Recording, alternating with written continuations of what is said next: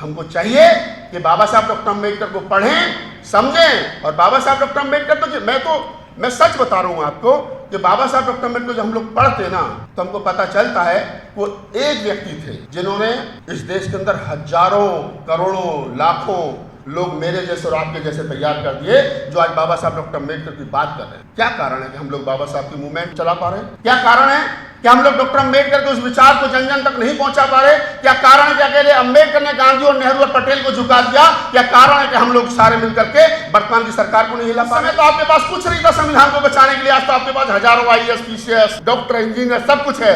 आज आप नहीं बचा पा रहे हो भाई। बाबा साहब डॉक्टर अम्बेडकर का पूरा जीवन संघर्ष जो है वो समाज के उद्धार के लिए है। फूले, कबीर, नानक, रैदास, ये जब हम इनको पढ़ते हैं तो हमें पता चलता है कि इनका जो जीवन संघर्ष है वो मानव को मानव बनाने के लिए, समानता बंधुता के लिए है। समाज को डॉक्टर अम्बेडकर का पूरा जीवन संघर्ष निकल गया हमें आगे बढ़ाने में, और हम खुद को आगे बढ़ाने में लगे। हमारे पास 2 उदाहरण हैं। बुद्ध के पास क्या कुछ नहीं था बताइए जरा? वो तो राजा के लड़का थे, सिद्धार्थ। एक सिद्धार्थ जिनके पास सब कुछ था, वो सब कुछ छोड़ करके फकीर हो गए, और एक अम्बेडकर जो फकीर थे, जो हमको करोड़ों को सूट बूट और टाई दे गए।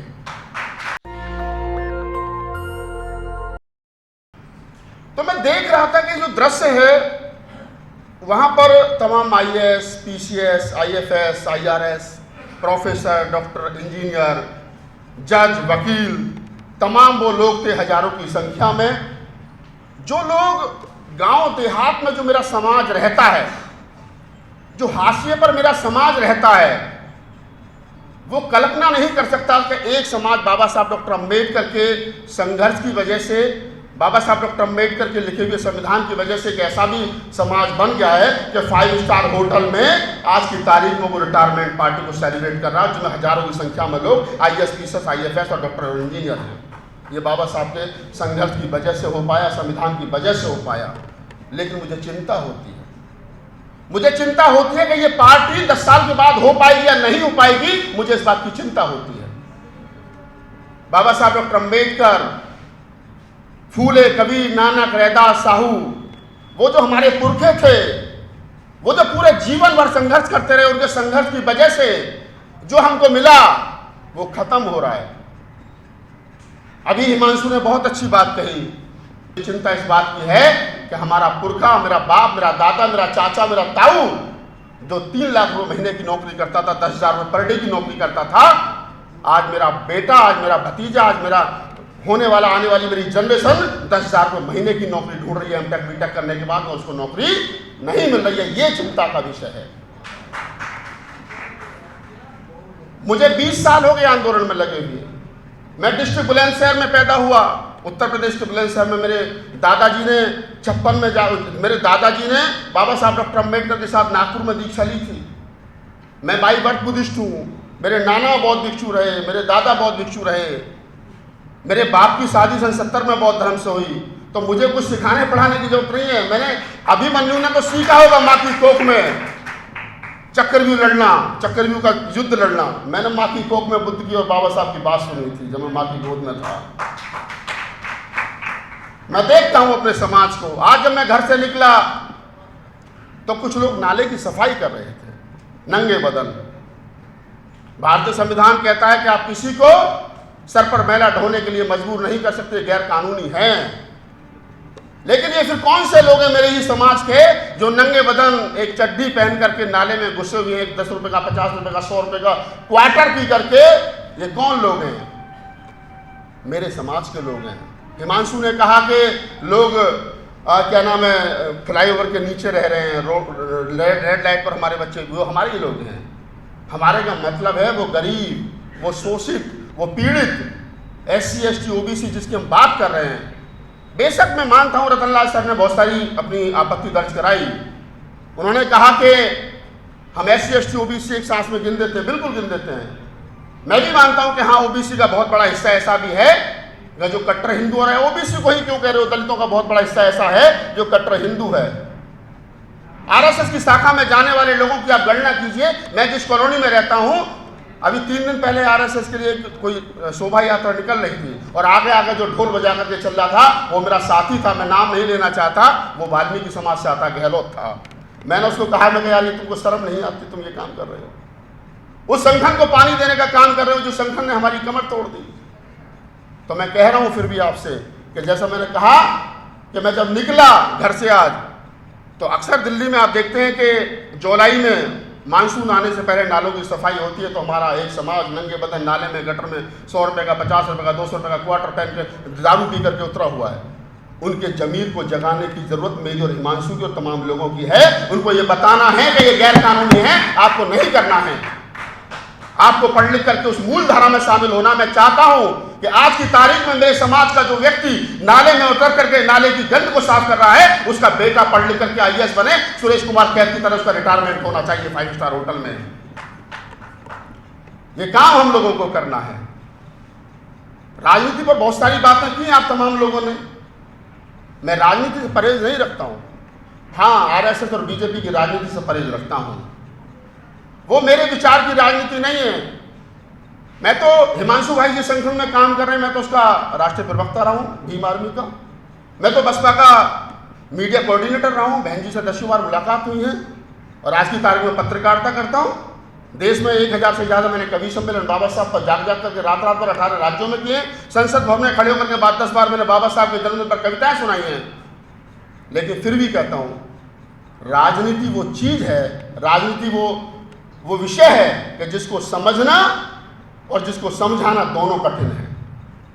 हमारे समाज के लोग कहते हैं कि राजनीति वो, बाबा साहब ने कहा था कि जाओ अपने घरों की दीवारों पर लिख दो हमें देश का हुक्मरान बनना है। अभी रतनलाल साहब ने उसको अच्छे तरीके से बताया, लेकिन मैं और बता देता हूँ। क्या बाबा साहब ने सिर्फ इतनी ही बात कही थी? इसके आगे पीछे कुछ और भी कहा होगा। लेकिन हम जितने लोग राजनीतिक स्वार्थ साधने में लगे हैं, वो 2 बात याद रखते हैं। वो किसी भी पार्टी के लोग हो, किसी भी राजनीतिक दल में काम करते हों, वो कहते हैं कि अम्बेडकर ने कहा था कि जाओ अपने घरों की दीवारों पर लिख दो हमें हुक्मरान बनना है। भाई कुछ और भी कहा होगा, पढ़ लो पूरा भाषण, 44 पेज का भाषण है वो। बाबा साहब ने कहा था कि कांग्रेस से कभी चवन्नी के हिस्सेदार मत बनना, तो फिर ये भी बता दो ये बात कब और कहाँ और किस तारीख में कही थी। उसके बाद बाबा साहब तो खुद जाकर के कांग्रेस की उसी सरकार में मिनिस्टर भी हो गए, 2 बार राज्यसभा सांसद भी हो गए। समय समय के अनुसार राजनीति में सोच और विचार बदलता है। जिनको हम ये कहते हैं कि एक कांग्रेस जो है वो नागनाथ एक सांपनाथ है और कांग्रेस तो हरी घास का हरा सांप है, तो भाई आप मुझे बताइए, मैं एटा में था, एक लड़का पीछे खड़े होकर के बोलने लगा, नीला गमछा उसके गले में था, कहने लगा राहुल नागपाल तो कांग्रेस का दलाल है। मैंने कहा यार हमने तो कभी कांग्रेस कार्यालय की चाय भी नहीं पी। हाँ, राहुल गांधी से 1-2 बार मिल जरूर लिए हैं, वो भी इसलिए 2024 के चुनाव से पहले कि ताकि अपने समाज की बात बता सके, अगर आप सत्ता में आओ तो हमारे समाज के लिए ये करना है। और उसमें अकेला राहुल नागपाल ही तो और भी बहुत सारे लोग थे। लोगों ने कहा कभी, मैंने उसको बुलाया, मैं कहा नहीं उसको विरोध मत करो, उसको बुलाओ। मैंने उस बच्चे को मंच पर बुलाया, 25 साल की उम्र थी। मैंने कहा बेटा क्या करते हो? उसने कहा जी मैं तैयारी कर रहा हूँ। मैं पिताजी क्या करते थे? बोले पिताजी टीचर थे। मैं कब लगी थी पिताजी की नौकरी? क्या जी 80 में लगी थी। किसकी सरकार थी? तो कांग्रेस की थी। कांग्रेस ने नौकरी दी, पिताजी रिटायर हो गए, पेंशन मिल रही है 60-70 हजार रुपए, और उस पेंशन के पैसों से बेटा तैयारी कर रहा, मोटरसाइकिल में पेट्रोल डलवा रहा है और कह रहा है कि राहुल नागपाल कांग्रेस का दलाल है।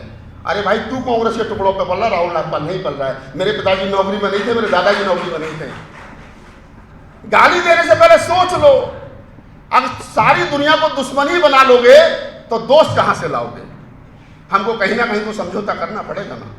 मैं मानता हूं कि राजनीति बहुत बड़ी चीज है और राजनीतिक ताला चाबी जो है वो एक ऐसी चाबी है जो हर समस्या का समाधान कर देती है।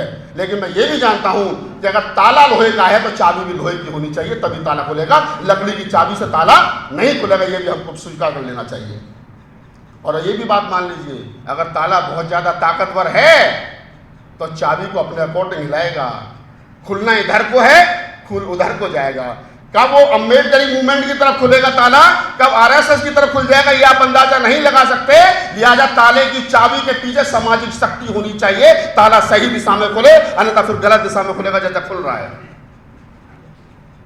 राजनीतिक सत्ता हासिल करना अच्छी बात है, एमपी एमएलए बनिए, मुझे कोई शिकायत नहीं है।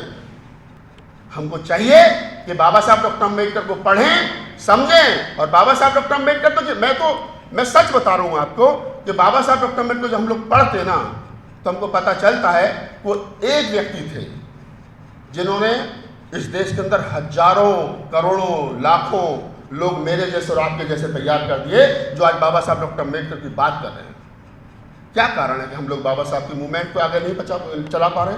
क्या कारण है कि हम लोग डॉक्टर अम्बेडकर के उस विचार को जन जन तक नहीं पहुंचा पा रहे? क्या कारण है कि अकेले अम्बेडकर ने गांधी और नेहरू और पटेल को झुका दिया? क्या कारण है कि हम लोग सारे मिलकर के वर्तमान की सरकार को नहीं हिला पा रहे? लोग कहते हैं कि जी डॉक्टर अम्बेडकर आरक्षण की व्यवस्था करके गए तो हमको आरक्षण मिला। अच्छी बात है, मिला। वो संविधान तो आज भी है, वही संविधान है, बदला तो नहीं है ना। जो संविधान इंदिरा और नेहरू के समय पर था, जो संविधान जवाहरलाल नेहरू के समय पर था, वो संविधान आज भी है, उसमें कोई फेरबदल नहीं हुआ है, वही फंडामेंटल राइट्स हैं। तो क्या जो इंदिरा, नेहरू, कांग्रेस और अन्य उस समय की पार्टियां आपको घर घर से बुला करके नौकरी दे करके चली गई, वो नौकरियां आपको मिल रही हैं? नहीं मिल रही ना। उस समय तो आपके पास कुछ नहीं था संविधान को बचाने के लिए। आज तो आपके पास हजारों IAS, PCS, डॉक्टर, इंजीनियर सब कुछ है। आज आप नहीं बचा पा रहे हो भाई। सरकार की मंशा देने की होनी चाहिए। अगर सरकार की मंशा देने की है तो वो देगी, नहीं होगी तो वो नहीं देगी और कतई नहीं देगी। हम लोगों को चाहिए कि राजनीतिक लोगों के भरोसे हम लोगों को नहीं रहना है। मैं थोड़ी सी कड़वी बात बोल रहा हूं। देखिए, एक ये दिल्ली में बड़ा एक मशहूर रोड है, तुगलक रोड। उस पर बहुत सारी कोठियां हैं, ऐसे ही कई रोड हैं, मैं नाम नहीं बताऊंगा, आप समझ जाओगे। जब आज बाबा साहब ने कहा था कि व्यक्ति पूजा जो है वो खतरनाक है। जब व्यक्ति, हमारे समाज से उठा हुआ व्यक्ति अपने और अपने परिवार के लिए लड़ने लगे तो हमें उम्मीद छोड़ देनी चाहिए। और मैं कह रहा हूं कि ये लड़ाई राजनेताओं के भरोसे नहीं है। ये फूले अम्बेडकर आंदोलन राजनेताओं के भरोसे नहीं है, मेरे और तुम्हारे कंधों पर है। हमको अपने बच्चों को तैयार करना पड़ेगा, क्योंकि इस देश के अंदर दो ही विचारधारा हैं, एक अम्बेडकरी, फूले अम्बेडकरी, और एक मनुवादी, गॉडसे और गोलवलकर वाली विचारधारा है। अगर हमें बाबा साहब डॉक्टर अम्बेडकर की वैचारिकी को, फूले अम्बेडकरी आंदोलन को जिंदा रखना है तो हमें नेताओं से छोड़ना पड़ेगा कि नेता हमारा कुछ करेंगे। नेताओं का कोई भरोसा नहीं, कब कहाँ किस चुनाव जीतने के चक्कर में पलटी मार दें। उनका कोई भरोसा नहीं है कि वो कब कहाँ समझौता कर ले। इसलिए हम तो समझौता नहीं करेंगे। राहुल नायपाल तो MP MLA बनने की दौड़ में नहीं है ना। और जिस दिन मैं होऊंगा उस दिन मैं ईमानदारी से कह रहा हूं, उस दिन बोल दूंगा कि भाई मुझसे सामाजिक परिवर्तन की उम्मीद छोड़ देना, मैं MP MLA बनने की दौड़ में हूं। लोग कर क्या रहे हैं? वो MP MLA बनना भी चाहते हैं, पीछे के हाथ से टिकट भी मांग रहे हैं, और आगे के हाथ से ये भी दिखाना चाहते हैं कि मैं तो तुम्हारे साथ हूं। बाबा साहब डॉक्टर अम्बेडकर का पूरा जीवन संघर्ष जो है वो समाज के उद्धार के लिए है। फूले, कवि, नानक, रैदास, ये जब हम इनको पढ़ते हैं तो हमें पता चलता है कि इनका जो जीवन संघर्ष है वो मानव को मानव बनाने के लिए, समानता बंधुता के लिए है, समाज के उद्धार के लिए है। लेकिन आज के नेताओं का जो संघर्ष है वो सिर्फ अपनी गरीबी दूर करने के लिए है, अपने आप को मजबूत करने के लिए, बस इतना सा आंदोलन है। मैं अंत में सिर्फ आप तमाम लोगों से एक ही बात कहूँगा। मैं एक बात और साझा करना चाहता हूँ, मजे की बात। मैंने दो जिक्र आपसे किए, कैद साहब का जिक्र किया, सफाई कर्मचारियों का जिक्र किया। अभी हाल ही में एक मेरे साथी हैं, रिटायर हुए, दिल्ली गवर्नमेंट से प्रिंसिपल रिटायर हुए, तो उन्होंने मकान बनाया बड़ा खूबसूरत। तो गृह प्रवेश में मुझे भी बुला लिया कि राहुल जी आइए, गृह प्रवेश है, अच्छा मकान बनाया 250 गज में। तो मैं उनके गृह प्रवेश में गया तो उन्होंने बियर बार बनाया था। मुझसे कहने लगे राहुल जी देखो बियर बार ही बनाया। मैं कहा बहुत अच्छा काम किया। बाबा साहब ने नौकरी इसलिए लगवाई थी कि तुम बियर बार बनाओगे, मुझे खुशी होती कि तुम पुस्तकालय बनाते।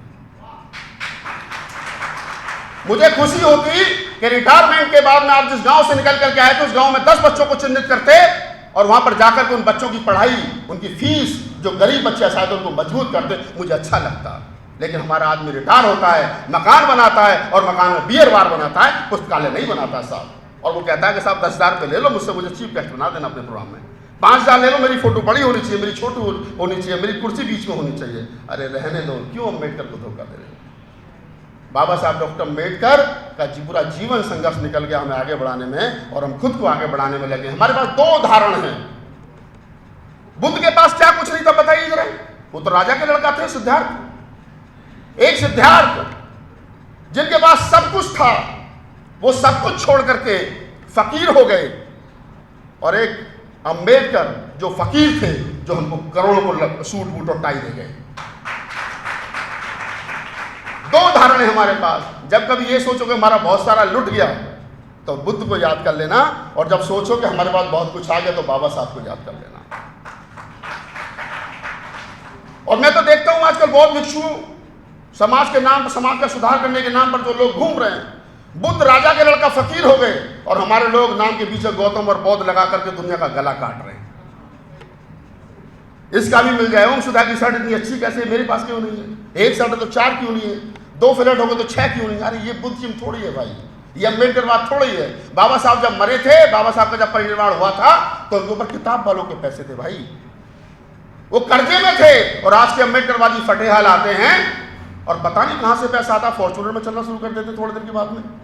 मैं तो सोच रहा हूं उनको सैलरी नहीं मिलती, कुछ नहीं मिलता, कहां से आता है पैसा। तो इस समाज के मिशन मूवमेंट को, समाज को बेच करके पैसा आता है, आप समझिए।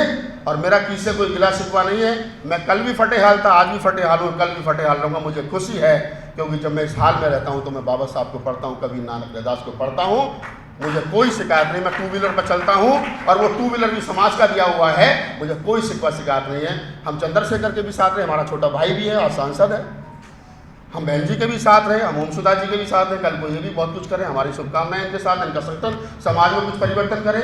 लेकिन हम उन तमाम लोगों के साथ हैं जो समाज में कुछ करना चाहते हैं, लेकिन समाज को अच्छी दिशा में लेकर के जाएं। इन्हीं शुभकामनाओं के साथ मैं अपनी बात को खत्म करता हूँ। जय भीम, नमो बुद्धाय, जय मूल्यवासी। नेशनल दस्तक की आपसे गुजारिश है कि अगर इसको बचाना चाहते हैं तो नेशनल दस्तक को सब्सक्राइब करने के लिए रेड कलर के सब्सक्राइब बटन को दबाएं, फिर बेल आइकन की घंटी दबाएं।